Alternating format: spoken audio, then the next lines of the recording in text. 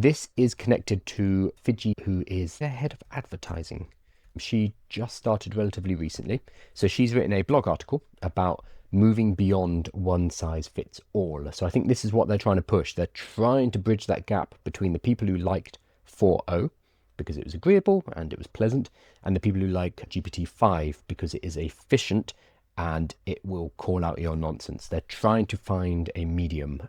Whether or not 5.1 does this, Fiji Simo has put forward a whole blog article, which I will put in tomorrow's newsletter so you can read it, basically emphasizing this is what we've been doing. So today we're upgrading the GPT-5 series with the release of GPT 5.1 Instant and Thinking. They're going to get rid of 5.0. These chat models are trained using the same stack as our reasoning models, so they score higher on factuality and complex problem solving than GPT-5. Fine. We haven't seen any benchmarks. We haven't seen any tests. All we have right now are people using it and saying it's quite good. Fiji says introducing a more natural conversational tone, closer to 4.0. They are trying to balance GPT-5 and GPT-4.0 using this new 5.1. We think 5.1 does a better job at bringing GPT-5 and GPT-4.0 together. But one default can't meet everyone's needs. That's why we're making it easier to customize ChatGPT with presets. Professional, friendly, candid, quirky, efficient, cynical, and nerdy. They added these a few months ago, just not all of them. So they are reiterating, they've added these personalities, they've reiterated you can add custom instructions. This will bring up the questions of safety. Oh, she brings up safety at the end. Okay.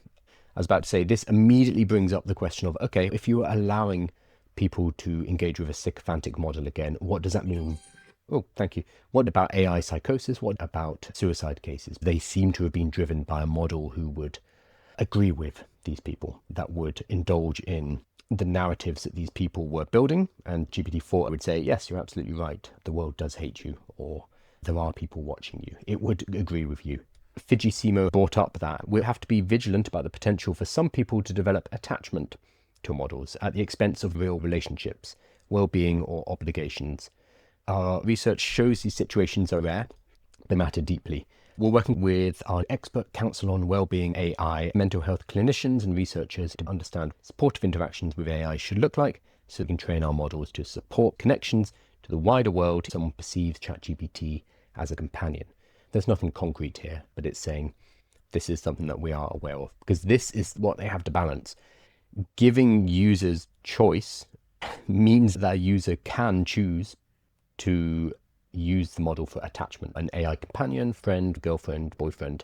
Implicit in that choice is the ability to do that.